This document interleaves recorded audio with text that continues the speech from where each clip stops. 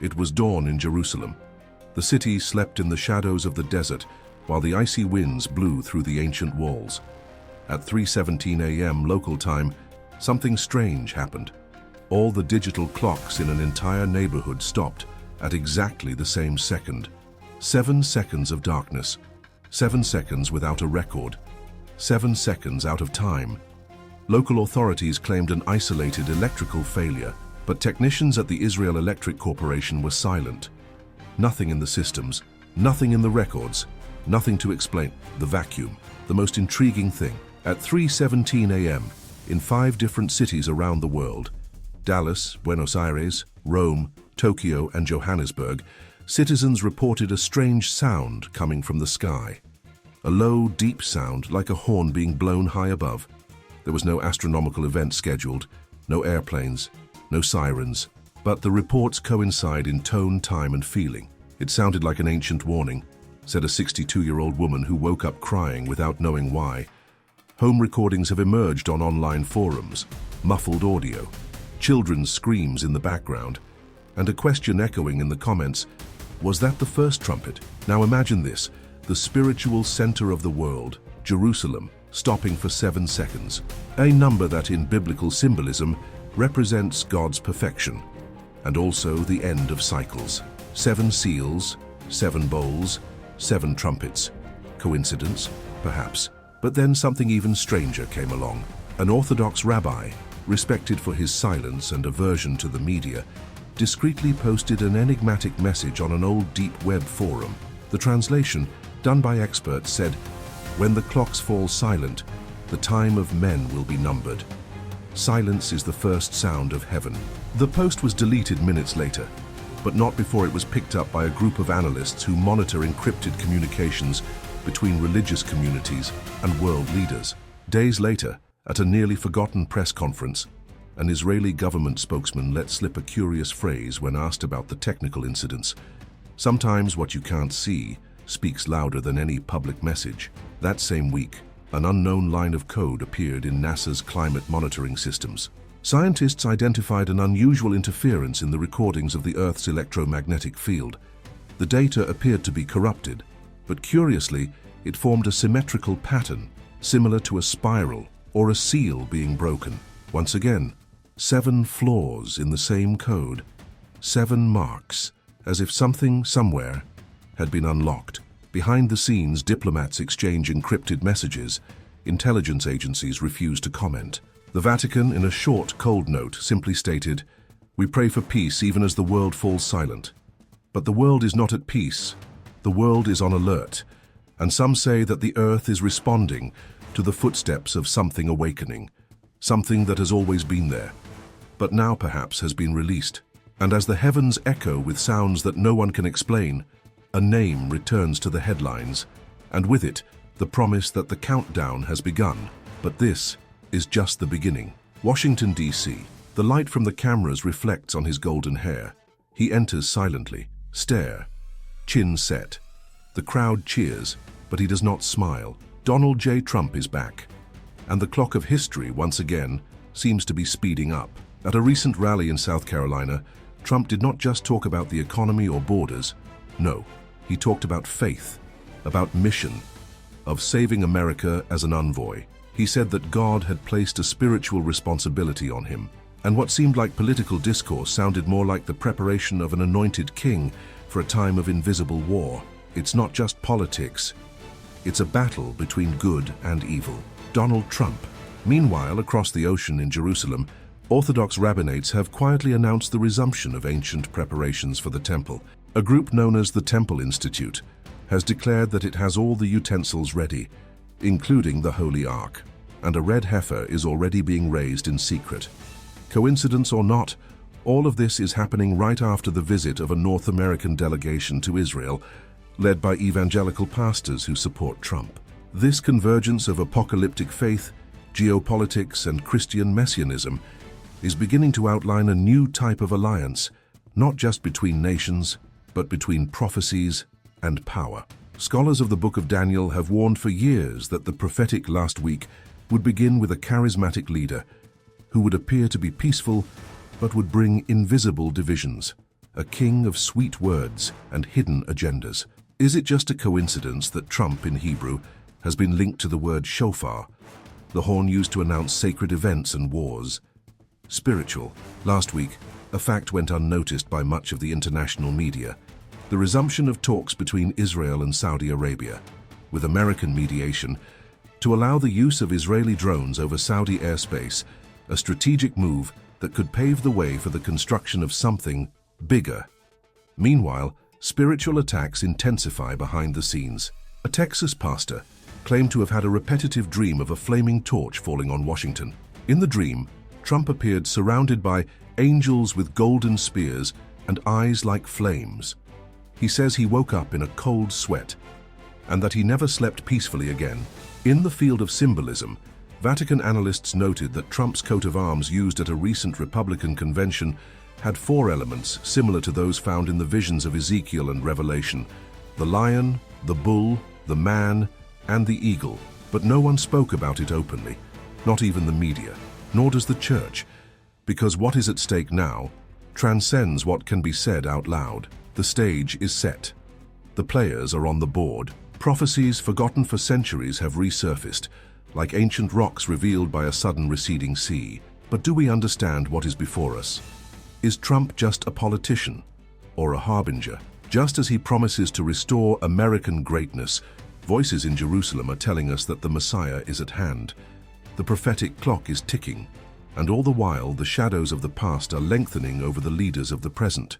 Because when an ancient king returns to the stage, it is a sign that something even more ancient is about to be awakened.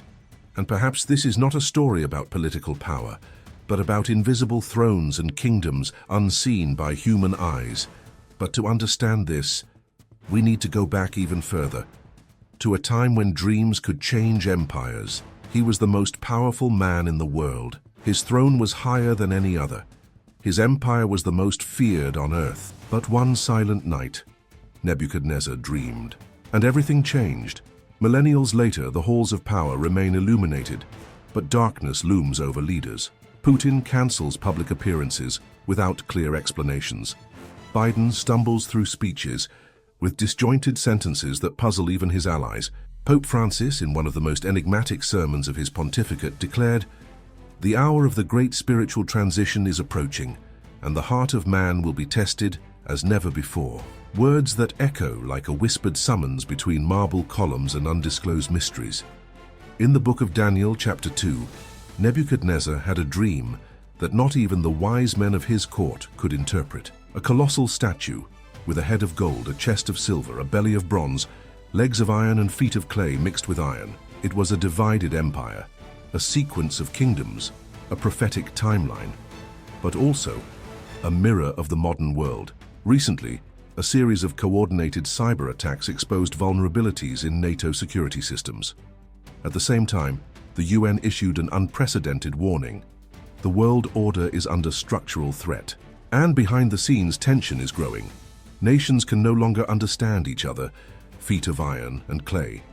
In Moscow, images captured by internal cameras show Vladimir Putin entering a security room and emerging only 6 hours later with a blank stare. There is no record of what happened inside that room, but one of his close aides, who requested anonymity, said, "He is being haunted." He said he dreamed of a hand writing on a wall that does not exist, a phrase that refers to another Babylonian king, and to the sentence written by the finger of God himself: "Many, many, tekel, parsin. Your kingdom is numbered, and it is finished." Daniel 5:26. In Washington, Joe Biden interrupted a speech to look at the sky as if he had heard something. He murmured, "They are watching who? Allies, spies, or forces that operate above the nations." The symbolism is back with a vengeance. In the corridors of the Vatican, scholars have rediscovered ancient manuscripts that suggest that modern empires have their own Daniels hidden in the shadows, spiritual counselors, silent seers, interpreters of signs, men and women who dream and warn, but whom no one dares to listen to. Jerusalem, for its part, revives the atmosphere of prophetic tension. In private meetings, rabbis discuss whether we are entering the time of the 10 fingers of the statue, the last kingdoms, fragile, mixed, on the verge of collapse. The echo of Nebuchadnezzar returns like a whisper on the walls of modern palaces. What if today's leaders are also dreaming? What if their decisions are no longer purely political, but influenced by visions they dare not confess? An Israeli intelligence agent, on condition of anonymity, revealed that there are records of Western leaders resorting to mediums, priests and spiritual counselors in secret, as if they were trying to decipher something that can only be understood in the shadows of the visible world. But dreams do not end, and the next one may be more than a warning.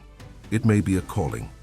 Because when kings dream, the stones move, and when an invisible hand begins to write, it is a sign that something or someone is about to descend.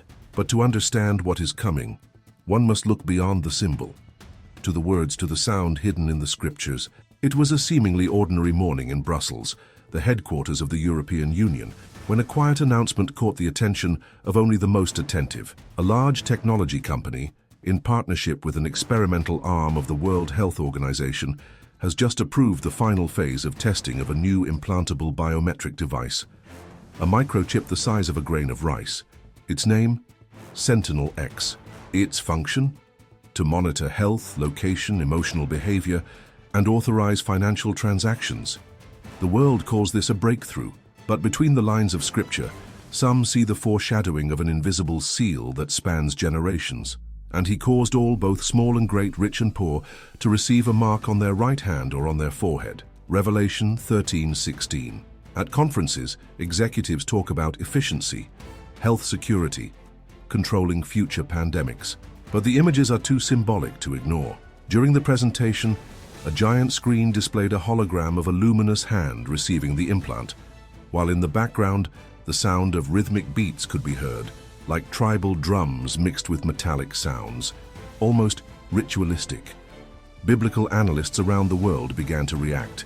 In encrypted forums, theologians and former members of Israeli intelligence discuss whether this would be the first public step towards the beast's system.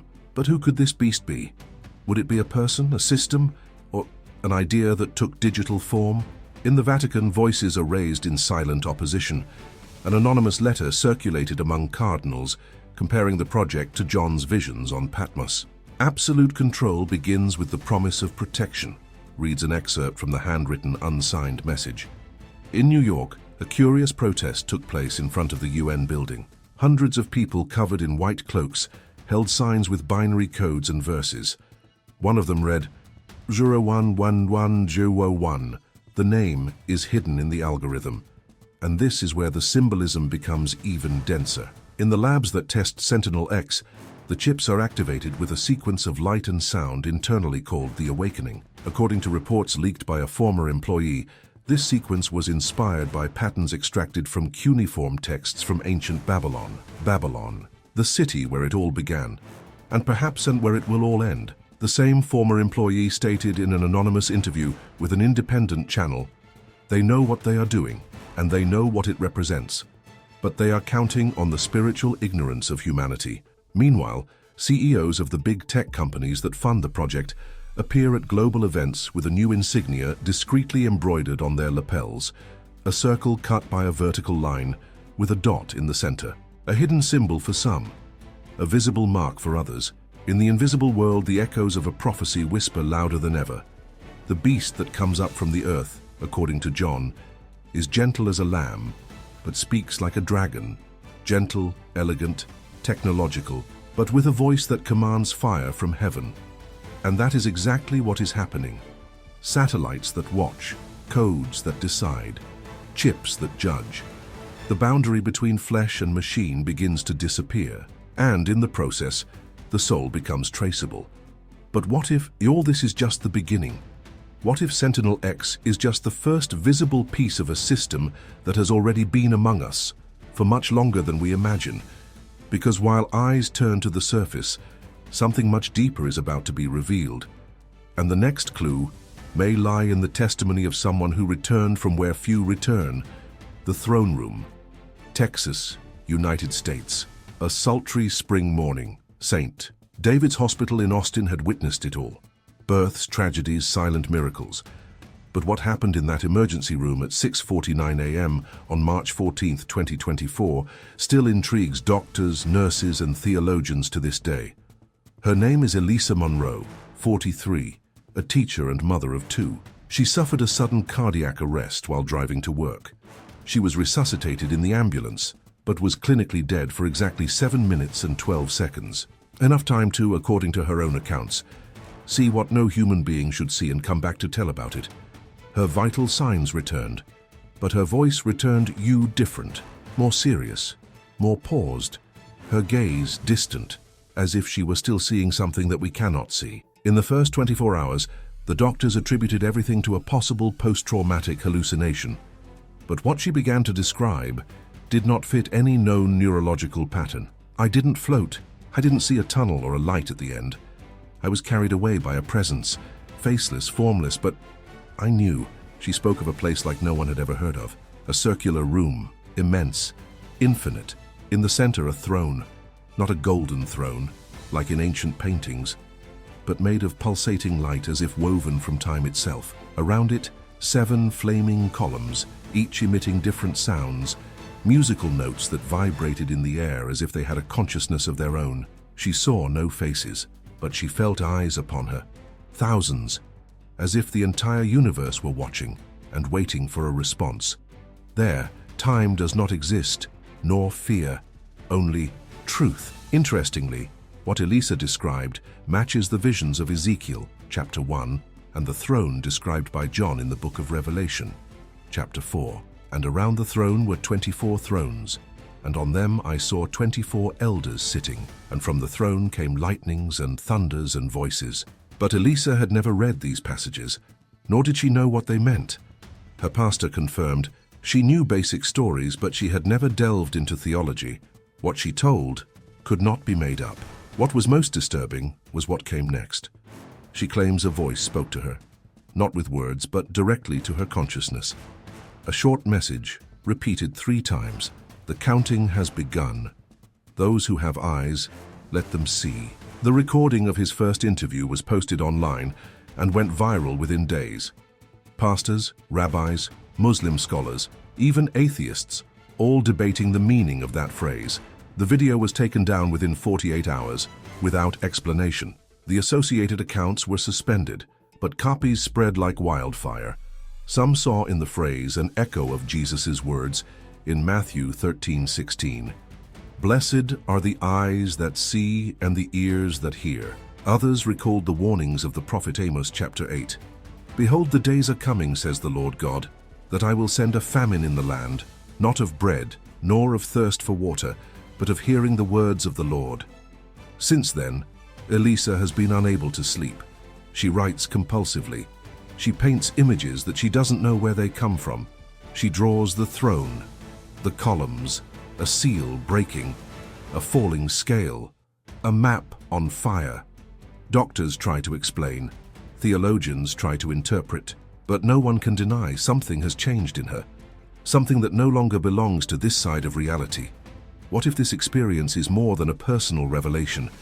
What if it is a warning? Because while Elisa tries to forget what she saw, there are leaders moving in silence. And in the heart of the Middle East, an ancient promise is about to be reactivated. The sound of missiles has become routine in the Israeli sky. Sirens cut through the silence like swords in the wind. Children run for shelter. And yet the leaders remain steadfast. But there is something different this time. The siege is not just military. It is spiritual. In April 2025, Israel faced one of the greatest escalations of tension since the Six-Day War. Militias backed by regimes in Iran and Lebanon have advanced on multiple fronts. Coordinated, silent attacks, and so precise that many military analysts suspect something bigger is behind them, as if someone were moving the pieces on a prophetic chessboard. Meanwhile, on the Temple Mount, murmurs about the rebuilding of the Third Temple are no longer just theory. Reports confirm that Jewish religious leaders have begun talks with government officials to designate a temporary prayer area, which, for many, would be the first visible step toward the promise made thousands of years ago. And while this is happening before the eyes of the world, the Vatican remains completely silent. No official statement, no direct mention. as if the Holy See were watching, waiting. In the inner corridors of the Roman Curia, sources report unusual movements. A confidential document dated 1139, written by St. Malachi, until then considered apocryphal, has resurfaced among the oldest cardinals. In it, one reads a list of popes, each one described by a short prophetic phrase, and according to this text, the current pontiff, Pope Francis, would be the last.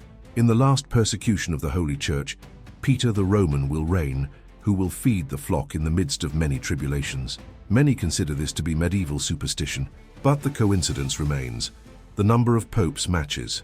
The description, too. During a ceremony at the Vatican just 2 weeks ago, Francis looked directly into the cameras and muttered something in Latin. Lip-reading experts say the words were, "The temple will be razed, and Rome will fall into silence." The broadcast was cut off seconds later, but the phrase stuck. In Tel Aviv, Israeli leaders avoid speaking publicly about the temple plans.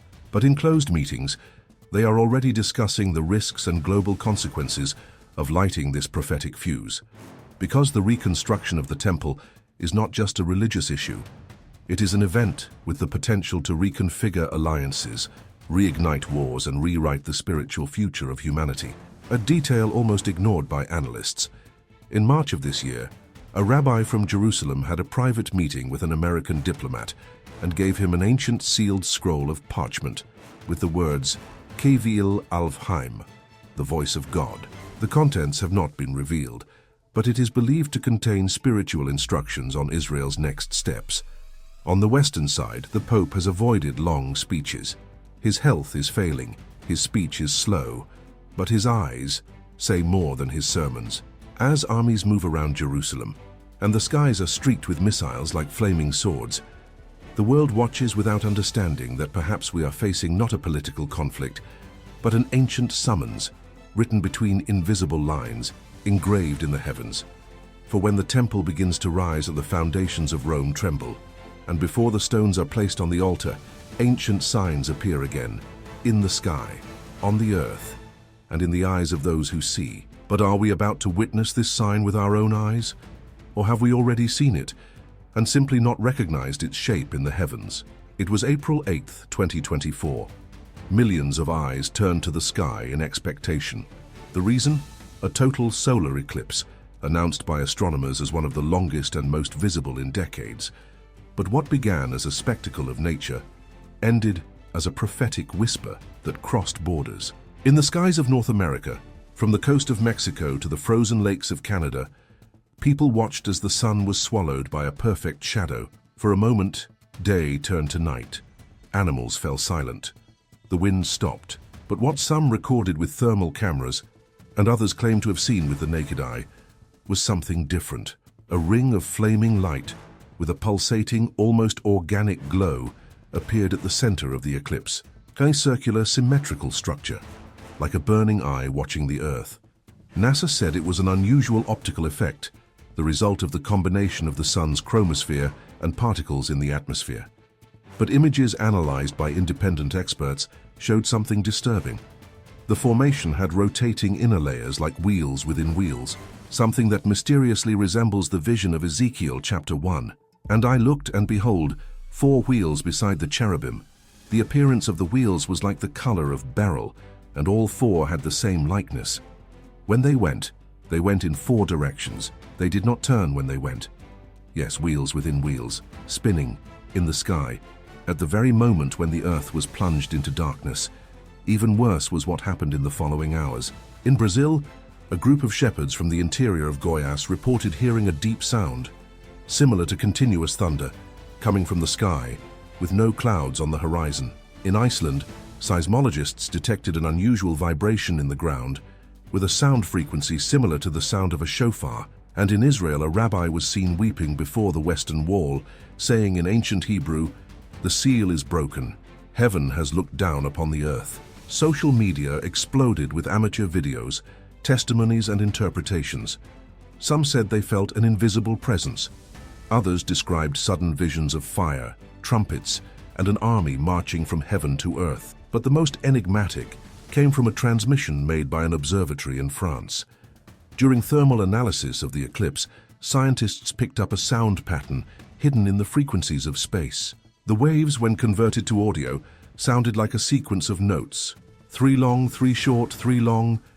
An ancient code, the same one used in Morse language for a single terrifying word. SOS, Earth in emergency? Heaven on warning? Or was it a cry from another dimension? Modern prophets, yes, they still exist, began to interpret the flaming ring as the eye of God, a heavenly sign before the opening of the 7th seal. And they remembered that in the book of Revelation, the signs are not just physical. They are spiritual, visible only to those who have discernment. While scientists try to rationalize the inexplicable, while governments maintain strategic silence, and while multitudes continue to seek answers in the clouds, the sky seems to be screaming, but few have ears to hear. Because maybe it wasn't just an eclipse, maybe it was a divine gaze, piercing the darkness that men feel refuse to see. And amidst this thunderous silence, a question lingers in the air, suspended like cosmic dust. Who is watching whom? And before the sky can answer, something begins to move, right beneath our feet. There was no warning, no explosion, no tremor, just a sudden silence. In the middle of the afternoon on an ordinary Sunday, the city of Florence, Italy, experienced an abrupt drop in ambient sound levels, as if the air itself had been emptied. Birds stopped singing. The streets went still. Witnesses say they felt a deep chill, not in their bodies but in their souls. Minutes later the sound came, not from one place, but from everywhere at once. A low sound, resonating with a frequency that cannot be heard with the ears, but with the spirit. It was like the sound of trumpets, not metallic, not human, trumpets, heavenly. In the Bible, 7 trumpets are mentioned in the book of Revelation. Each one announces an event, a judgment, a rupture between heaven and earth. And the 7 angels who had the 7 trumpets prepared themselves to sound them. Revelation 8:6. In the last few weeks, this sound, or variations of it, has been heard in at least 19 countries, from Ukraine to Canada, from Japan to the interior of Brazil, always at the same times, always with the same report. It did not seem like a sound from the world. It was as if heaven were calling, or warning. Experts have tried to explain it. They have spoken of micro-tremors, air flows between tectonic plates, atmospheric phenomena, but no scientific model has been able to replicate the sound. On the internet, videos with recordings of these trumpets have reached tens of millions of views, but many have been removed, marked as sensitive content or unverified. What are they trying to hide, or who? Meanwhile, a new phenomenon has begun to appear in the skies. Circles of light, like translucent rings, hovering for seconds before disappearing. Recorded by commercial airline pilots and independent observatories, they seem harmless, but some have an unusual thermal signature, as if something were breaking through the atmosphere. A rupture between dimensions? A seal being broken? Pope Francis, in a recent homily, mentioned something enigmatic. The next time we hear the trumpets, it will not be to announce war, but to wake those who still sleep. And in an almost forgotten interview, Donald Trump spoke with a more somber tone than usual. They are coming, and many are not ready for it. They, who? The sound of the trumpets has no origin, nor owner, but it seems to have a destination. Human consciousness, it pierces us, it exposes us, it confronts us. What if this sound is the alarm bell? What if it is the signal that the time of decision is approaching?